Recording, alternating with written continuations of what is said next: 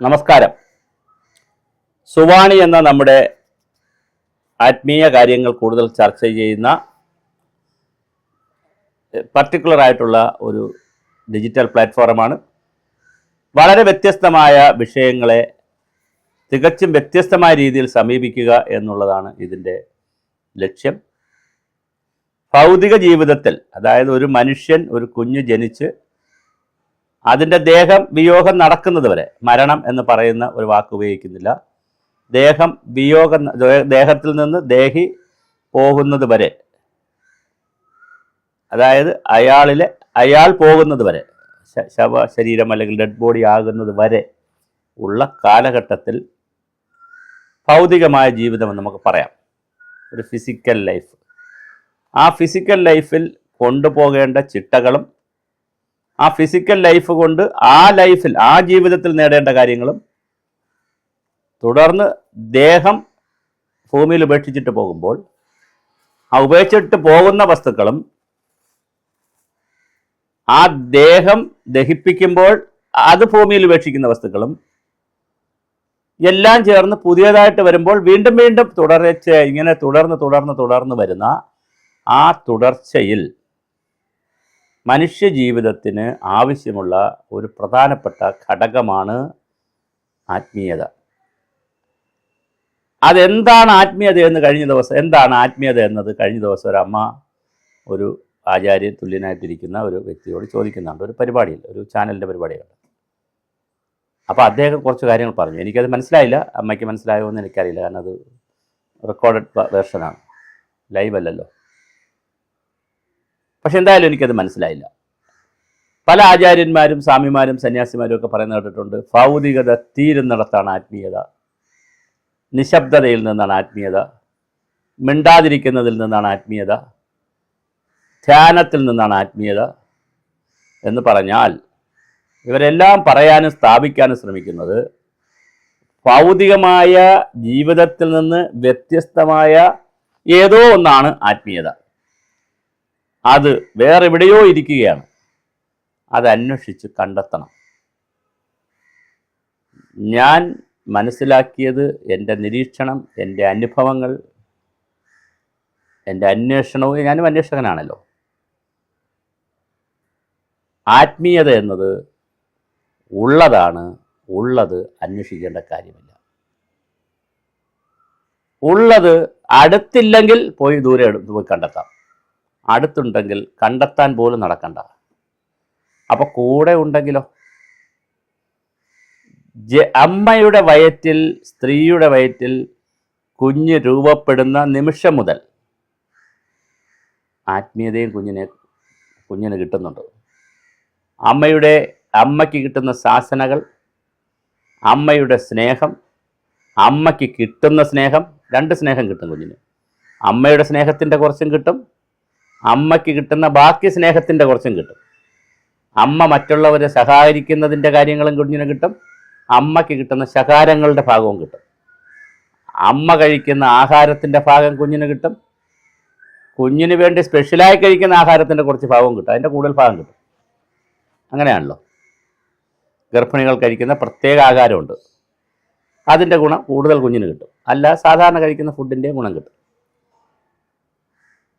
ഇങ്ങനെ കുഞ്ഞ് ജനിച്ച് രണ്ട് കൈയും ചുരുട്ടിയാണ് ഇങ്ങനെയാണ് ഭൂമിയിൽ വരുന്നത്. പിന്നെയാണ് അത് വിടർത്തുന്നത്. അല്ല, വിടർത്തി വെച്ചോണ്ടല്ല വരുന്നത്. ഭൂമിയിൽ വന്ന് പതുക്കെ കൈ വിടർത്തും. അത് കരയുകയാണ് ചെയ്യുന്നത്. അത് ആ കരയുന്ന നിമിഷം മുതൽ പിന്നെയാണ് ചിരിക്കുന്നത്. തുടക്കത്തിൽ ചിരിക്കുകയല്ല ചെയ്യുന്നത്, കരയുകയാണ് ചെയ്യുന്നത്. ആ കരയുന്ന നിമിഷം മുതൽ, കണ്ണ് തുറക്കുന്ന നിമിഷം മുതൽ ഭൗതിക ലോകത്തുള്ള ആത്മീയതയും കുഞ്ഞിനെ പിന്തുടരുന്നത്. കുഞ്ഞ് ചിരിക്കുന്നുവെങ്കിൽ, കുഞ്ഞ് കരയുന്നുവെങ്കിൽ, കുഞ്ഞിൽ സ്നേഹവികാരമുണ്ടാകുന്നുവെങ്കിൽ കുഞ്ഞ് ആത്മീയതയുമായിട്ടാണ് വരുന്നത്. ആത്മീയത ഉള്ളൊരു മനുഷ്യൻ മാത്രമേ മറ്റൊരു മനുഷ്യനെ കണ്ടാൽ അവൻ്റെ വികാരങ്ങൾ പ്രകടിപ്പിക്കാൻ കഴിയൂ. എന്ന് പറഞ്ഞാൽ അതിൻ്റെ അർത്ഥം ആത്മീയത അന്വേഷിക്കേണ്ടതല്ല, അത് ഉള്ളതാണ്. ഉള്ള ഒരു വസ്തുവിനെ കാണാൻ നടക്കേണ്ട കാര്യമില്ല, കേൾക്കാനായിട്ട് സമയം കളയേണ്ട കാര്യമില്ല, രുചിക്കാൻ നടക്കേണ്ട കാര്യമില്ല, സ്പർശിക്കാൻ നടക്കേണ്ട കാര്യമില്ല. അനുഭവിക്കാൻ നടക്കേണ്ട കാര്യമുണ്ടോ എന്ന് ചോദിച്ചാൽ കുറച്ച് വ്യത്യസ്തമായി ഞാൻ അഭിപ്രായം പറയും. അനുഭവിക്കുവാൻ കഴിയുന്ന തലത്തിലേക്ക് ഉയർത്തുവാൻ നമുക്ക് കഴിഞ്ഞാൽ വേറൊരു തരത്തിൽ പറഞ്ഞ എല്ലാവർക്കും അത് മനസ്സിലാവും.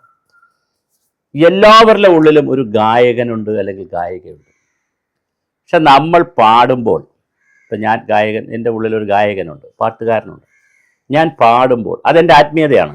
ഞാൻ പക്ഷെ പാടുമ്പോൾ ഞാൻ കേട്ട് പരിചയമുള്ള മറ്റ് പാട്ടുകളുമായും, അല്ലെങ്കിൽ ഞാൻ പാടുന്നത് കേൾക്കുന്നവർ കേട്ട് പരിചയമുള്ള മറ്റ് പാട്ടുകളുമായും, അല്ലെങ്കിൽ അവർ പാടിയിട്ടുള്ള മറ്റ് പാട്ടുകളുമായും അവർ കമ്പയർ ചെയ്യും. ആ കമ്പാരിസൺ നടത്തുമ്പോൾ എൻ്റെ പാട്ട് എന്തൊരു പാട്ടാണ്, ഇതെന്തൊരു പാട്ടാണെന്ന് ചോദിക്കും. ഞാൻ വേറെ ഒരു പാട്ടും കേട്ടിട്ടില്ല എന്ന് വിചാരിക്കുക, എങ്കിൽ എൻ്റെ പാട്ട് എനിക്ക് വലിയ ആസ്വാദ്യകരമാണ്. മറ്റൊരാൾ ആരുടെയും പാട്ട് കേട്ടില്ലാത്ത ഒരാളാണ്, യേശുദാസിൻ്റെ അടക്കമുള്ള ആരുടെയും പാട്ട് കേട്ടില്ലാത്ത ഒരാളാണ് എൻ്റെ പാട്ട് കേൾക്കുന്നത്. ഞാൻ അത്ര പാട്ടുകാരനല്ല, പക്ഷെ ഞാൻ പാടി കേൾപ്പിക്കുന്ന എൻ്റെ കൂട്ടുകാരനോ കൂട്ടുകാരിയോ എൻ്റെ കൂടെയുള്ള ആളോ ഒരു പാട്ടും കേട്ടിട്ടില്ലെങ്കിൽ അദ്ദേഹത്തിന് എൻ്റെ പാട്ട് വളരെ മധുരമായി തോന്നും. നമ്മൾ കണ്ടീഷൻ ചെയ്യപ്പെടുന്നത് കൊണ്ടാണ്, നമ്മൾ സമൂഹത്തിൽ നിന്ന് കാണുന്ന, കേൾക്കുന്ന, രുചിക്കുന്ന, സ്പർശിക്കുന്ന പഞ്ചേന്ദ്രിയങ്ങൾ കൊണ്ട് കിട്ടുന്ന വസ്തുക്കളുടെ അനുഭവ സ്വാദ്യത്തിൻ്റെ കണ്ടീഷനിങ് നടക്കുന്നത് കൊണ്ടാണ് നമുക്ക് പലതിലേക്കും കമ്പാരിസൺ വേണ്ടി വരികയും പലതും ആസ്വദിക്കാൻ കഴിയാതിരിക്കുകയും. എന്നാൽ ആത്മീയ തലത്തിലേക്കുള്ള അനുഭവത്തിൽ കൃത്യമായി കണ്ടീഷനിങ്ങിനെ മാറ്റാൻ പറ്റിയാൽ നമുക്ക് ആത്മീയ അനുഭവം താനെ തന്നെ വരും.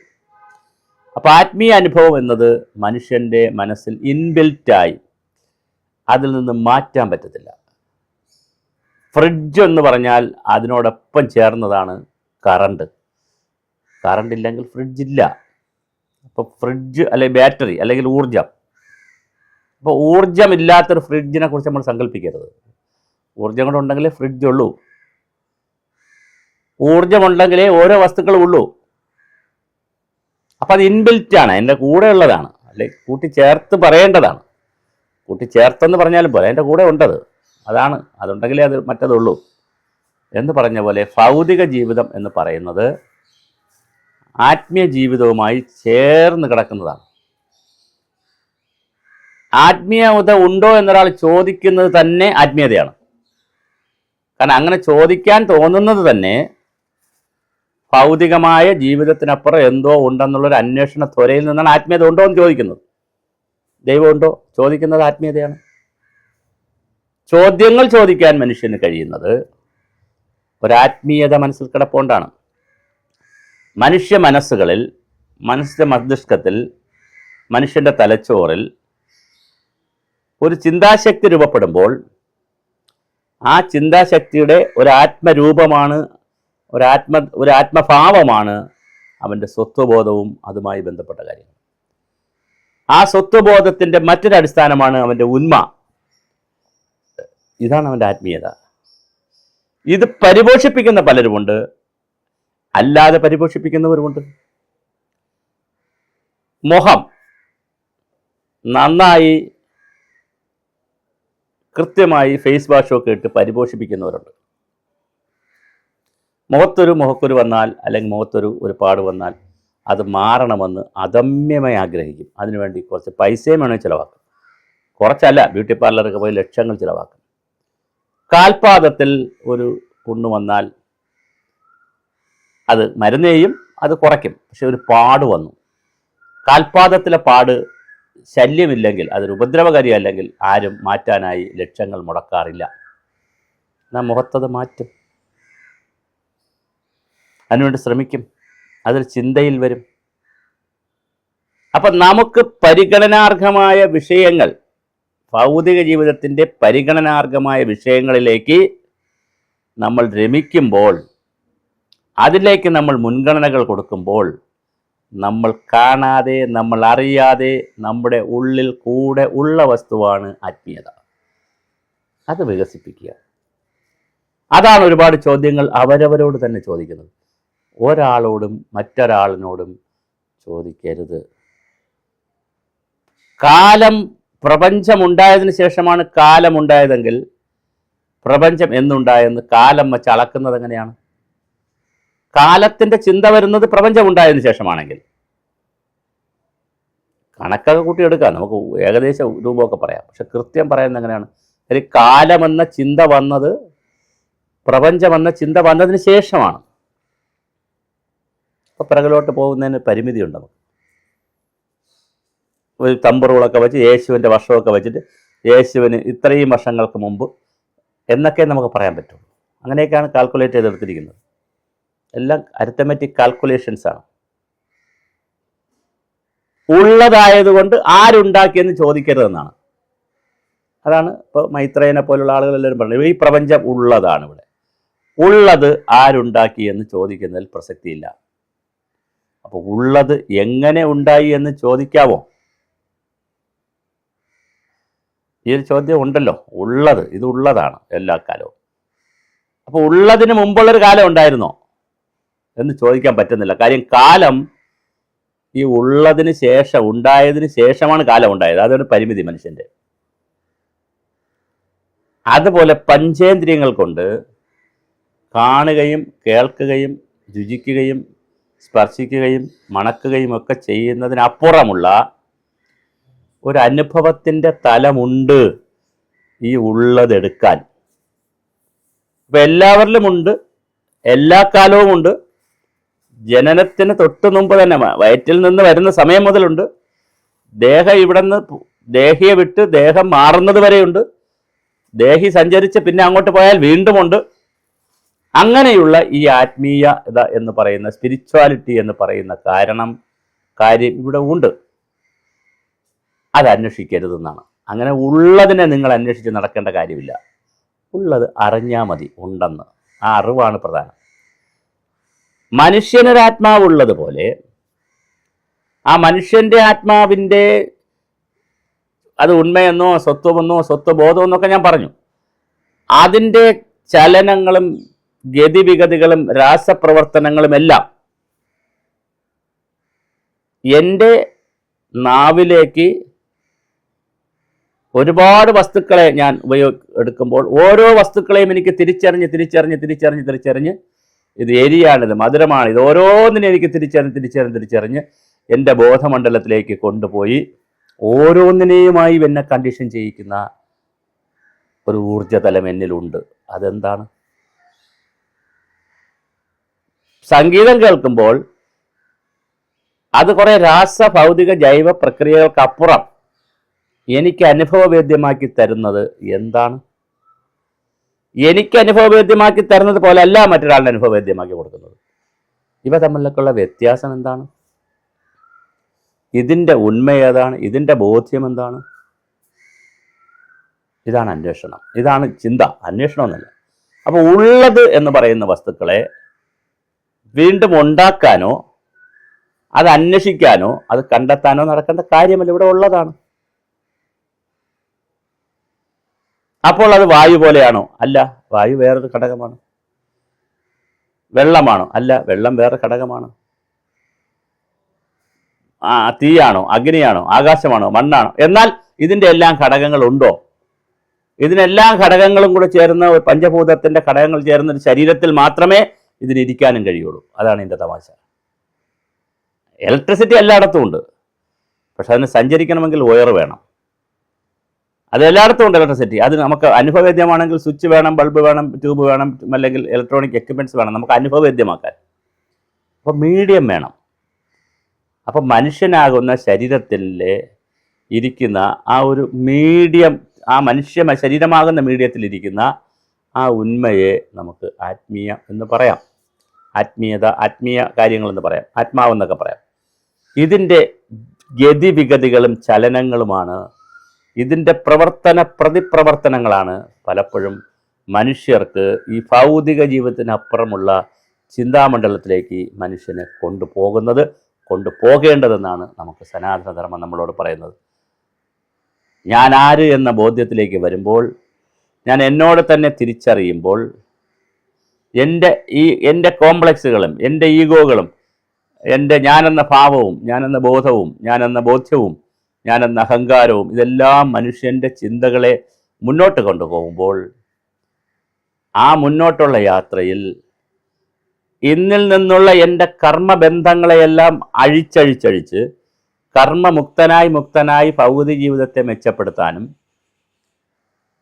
ഈ ഭൗതിക ജീവിതത്തെ കർമ്മബന്ധങ്ങൾ കൊണ്ട് മെച്ചപ്പെടുത്തുന്നത് പോലെ, ബന്ധങ്ങളെ അഴിച്ചഴിച്ച് മെച്ചപ്പെടുത്തുന്ന പോലെ അതിൽ നിന്നുണ്ടാകുന്ന മോക്ഷത്തിലൂടെയുള്ളൊരു കർമ്മജീവിതം നയിക്കുന്നതിലൂടെ, ഒരു ഭൗതിക ജീവിതം നയിക്കുന്നതിലൂടെ ദേഹിയെ വിട്ടുപോകുന്ന സമയത്തുണ്ടാകുന്ന ആ ഒരു മോക്ഷത്തിലൂടെ എല്ലാ കാലത്തെയും കഴിഞ്ഞ ജന്മങ്ങളിൽ കൊണ്ടുവന്നതും ഈ ജന്മത്തിലുമുള്ള എല്ലാ കർമ്മവാസനകളെയും അഴിച്ചഴിച്ചഴിച്ച് കർമ്മവാസനകളില്ലാത്ത, കർമ്മബന്ധിതമല്ലാത്ത ഒരു ബോഡിയും ഒരു ആത്മാവും ഒക്കെമായി അതിൽ നിന്ന് ദേഹത്തെ വിട്ടിട്ട് ദേഹി പോകുമ്പോഴാണ് പരമാത്മാവിൽ ലയിക്കുന്നു എന്നൊക്കെ ഉള്ള സങ്കല്പം വരുന്നത്. അത് പ്യുവർ ഫോമിലാണ് പറയുന്നത്.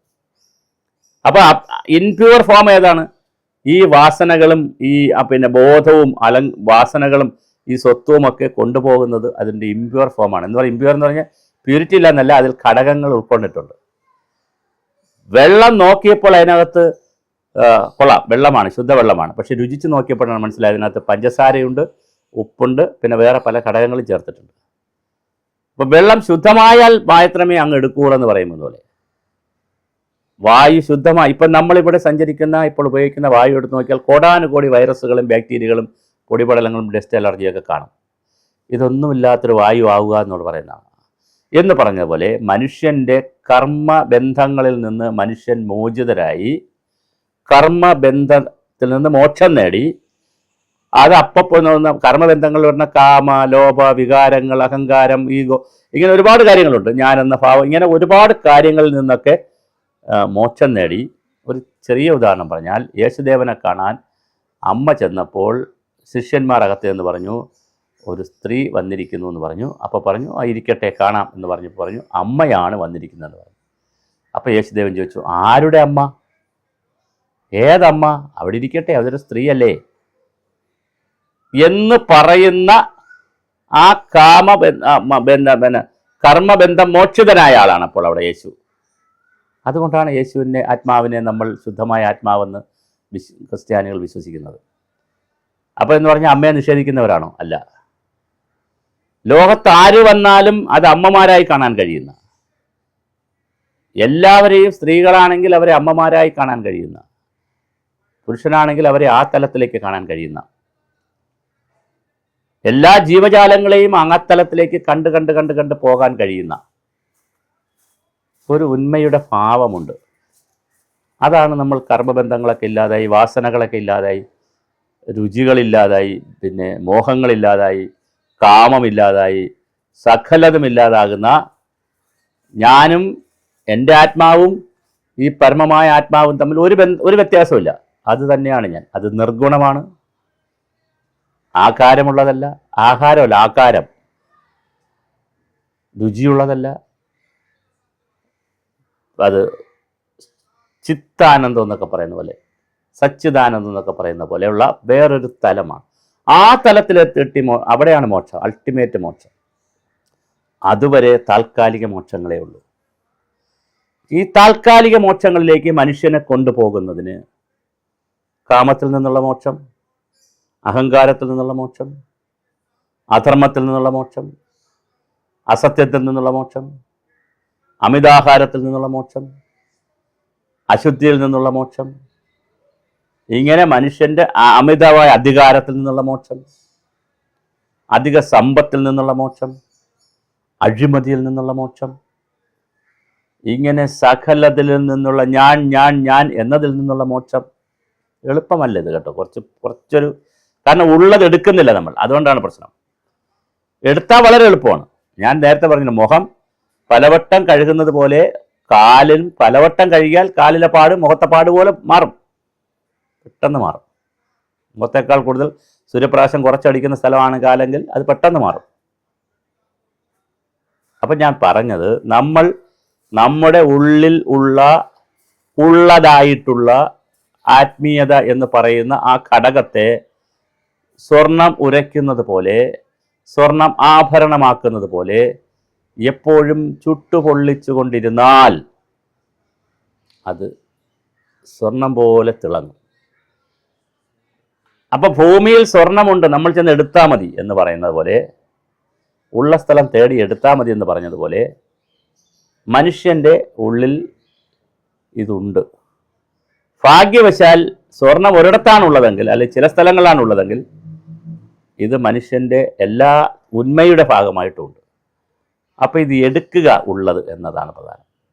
അതിനെ പരിപോഷിപ്പിക്കുക എന്നുള്ളതാണ്. ഉള്ളതിനെ പരിപോഷിപ്പിക്കുക. അങ്ങനെ പരിപോഷിപ്പിക്കുന്നതിലൂടെ ഞാൻ പറഞ്ഞ ഒരു താൽക്കാലിക മോക്ഷം കിട്ടുന്നതനുസരിച്ച് കർമ്മബന്ധങ്ങളിൽ നിന്ന് മനുഷ്യന് മാറാൻ കഴിയും. ഇത് വളരെ ലളിതമാണ്, ഒരു കോംപ്ലിക്കേഷനും ഇല്ല, ഒരു സങ്കീർണതയും ഇല്ലാത്ത കാര്യമാണ്. അങ്ങനെ മനുഷ്യന് ആ ഒരു തലത്തിലേക്ക് മനുഷ്യൻ മാറുമ്പോഴാണ് പഞ്ചഭൂതങ്ങളാൽ സൃഷ്ടിക്കപ്പെടുന്ന മനുഷ്യൻ അതിൻ്റെ ഭാഗമായി മാറുന്നത്.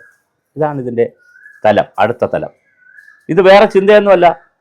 ഇതിനു വേണ്ടി ഭൗതികത എല്ലാം തീർത്ത് ആത്മീയതയിൽ ഇരുന്നാൽ, ഇങ്ങനെ ആത്മീയത ഇരുന്നാൽ, അങ്ങനെയല്ല ഇത് വരുന്നത്. അങ്ങനെ വരുത്താനും പറ്റില്ല. എത്രയോ കാലം തപസ് ചെയ്തിട്ടും ഒന്നും കിട്ടാതെ തപസ് മതിയാക്കിയവരുണ്ട്. എത്രയോ കാലമുണ്ട്.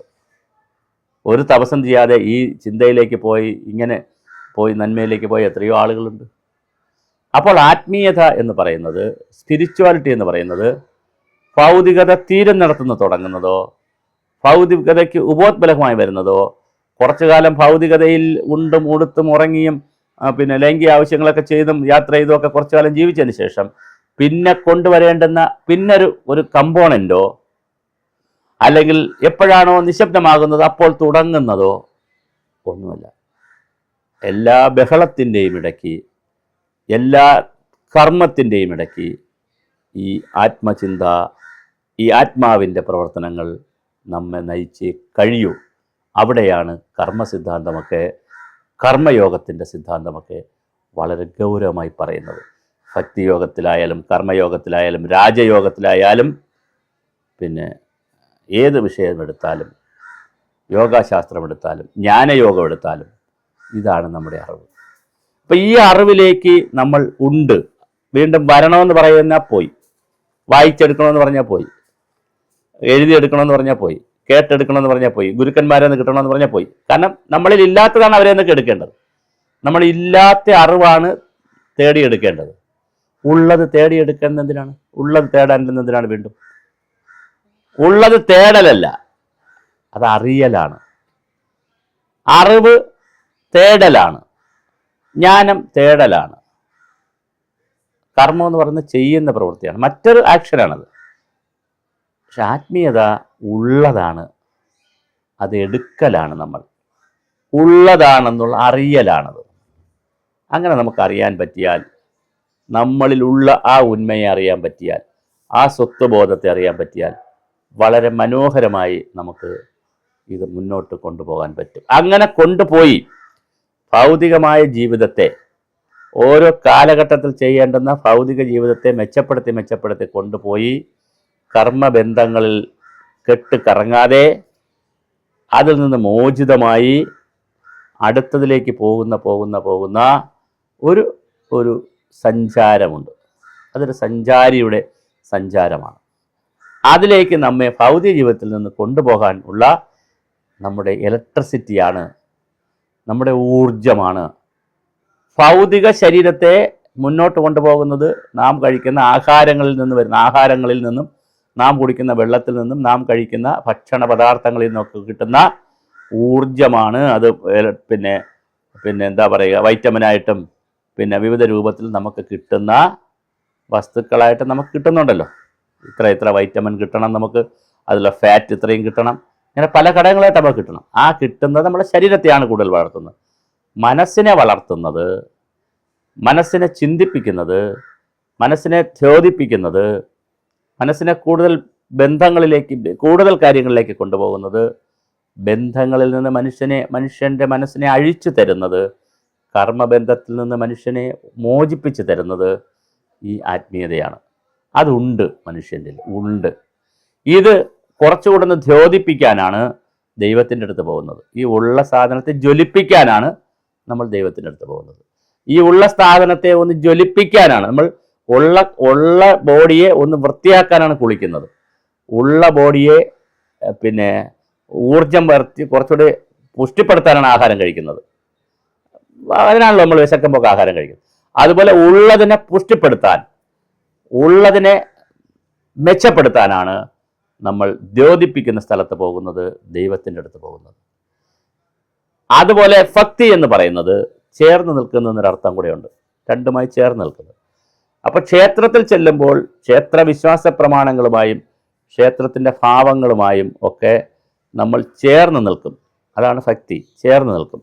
ആ ചേർന്ന് നിൽക്കുമ്പോൾ നമ്മളെ ദ്യോതിപ്പിക്കുന്നത് നമ്മളിലുള്ള ആ ഉള്ളതിനെ ബോധിപ്പിക്കാനാണ്, ഉള്ളതിനെ വളർത്താനാണ്. എന്തിനാണ് ഉള്ളതിനെ വളർത്തുന്നത്? ഞാൻ പറഞ്ഞ പോലെ സത്കർമ്മങ്ങൾ ചെയ്യാനും കർമ്മബന്ധത്തിൽ നിന്നും മോചിതനാകാനുമാണ്. ഇതാണ് ആത്മീയതയുടെ ജോലി. അപ്പോൾ അതുകൊണ്ടാണ് വിശേഷാൽ ഗ്രഹിക്കുന്ന ശില്പത്തിൽ നിന്ന് പ്രാണപ്രതിഷ്ഠ കൊടുത്ത് ജീവൽ പ്രതിഷ്ഠ കൊടുത്തിട്ടുള്ള ക്ഷേത്രത്തിൽ പോയി വിശേഷാൽ ഗ്രഹിക്കുകയും വിശേഷാൽ പഠിക്കുകയും ചെയ്തുകൊണ്ട് നമ്മളിലെ ആത്മാവിനെ ദ്യോതിപ്പിക്കുന്ന, അതാണ് ദൈവം. ഞാൻ വീണ്ടും പറയുന്നു, ജനറേറ്റ് ചെയ്യുന്ന, പിന്നെ അതിനെ ഓർഗനൈസ് ചെയ്യുന്ന, ഡിസ്ട്രോയ് ചെയ്യുന്ന എന്ന് പറയുമല്ലോ. ഒരു വസ്തുവിനെ ഉണ്ടാക്കുന്ന, രൂപപ്പെടുത്തുന്ന, അതിനെ കുറച്ച് നന്നായി ഓർഗനൈസ് ചെയ്ത് കൊണ്ടുപോകുന്ന, അതിൻ്റെ രൂപം മാറ്റിത്തരുന്ന, ഡിസ്ട്രോയ് ചെയ്ത് തരുന്ന, അതാണ് നമ്മൾ ഗോഡെന്നൊക്കെ പറയുന്നത്. അതാണ് അതിൻ്റെ സങ്കല്പം, അതിൻ്റെ രീതി. അതിലേക്ക് നമ്മൾ മാറും. അപ്പോൾ അതിൻ്റെ ഒരു ഇടം എന്നുള്ള നിലയിൽ നമുക്ക് എവിടെ വേണോ ബാത്റൂമിൽ പോകാം. പക്ഷേ വാഷ്റൂം കെട്ടിപ്പോകുന്നതാണ് നമ്മുടെ ഒരു രീതി. അവിടെയാണ് കൂടുതൽ അതിൻ്റെ ഐഡിയൽ. അതുപോലെ ഐഡിയലായിട്ടുള്ള സ്ഥലങ്ങളിൽ പോയിട്ടാണ് നമ്മൾ ഓരോ പ്രവൃത്തി ചെയ്യുന്നത്. ഭക്ഷണം കഴിക്കുന്നത് നമ്മൾ ഐഡിയലായിട്ടുള്ള പ്ലേസിലിരുന്നിട്ടാണ്. ഡൈനിങ്ങും അങ്ങനെ ഐഡിയൽ. വീട്ടിൽ നമ്മൾ പിന്നെ പൂജാമുറി വെച്ചിട്ടുണ്ടെങ്കിൽ അത് ഐഡിയലായിട്ടുള്ളൊരു പ്ലേസ് എന്നുള്ള നിലയിലാണ്. ഞാനിപ്പോൾ ഇരിക്കുന്നത് എനിക്ക് ഏറ്റവും ഐഡിയലായിട്ടൊരു പ്ലേസാണ്. അങ്ങനെ ഐഡിയലായിട്ടുള്ളൊരു പ്ലേസിലാണ് ഐഡൽ വച്ചിരിക്കുന്നത്.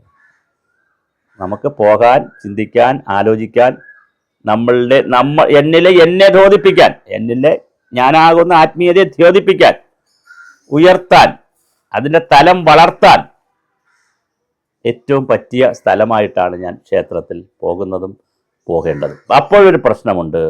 അവിടെ എൻ്റെ പരാതികൾ പറഞ്ഞൂടെ? തീർച്ചയായും പറയാം. പരാതികൾക്ക് പരിഹാരം തേടിക്കൂടെ? തീർച്ചയായും തേടാം. കിട്ടിയില്ലെങ്കിൽ വീണ്ടും പോണോ? വീണ്ടും പോകണം. കിട്ടിയാൽ വീണ്ടും പോണോ? വീണ്ടും പോകണം. ഇന്നലെ ഞാനൊരു കാര്യം കൂടി പറഞ്ഞ് ആ ഭാഗം അവസാനിപ്പിക്കാം. എന്നാൽ ഇതൊരു നല്ല രസകരമായൊരു ചിന്തയല്ലേ, നമുക്ക് ഒരുപാട് ചിന്തിക്കാം. ഇതിനകത്ത് കഴിഞ്ഞ ദിവസം ഒരാൾ പറയുന്ന കേട്ടു, ആ ഗുരുവായൂരപ്പൻ്റെ അടുത്ത് പോകുന്നവർ ആ പ്രശ്നങ്ങളുടെ ഭാണ്ഡക്കെട്ടഴിക്കാൻ. അങ്ങനെയൊന്നുമല്ല.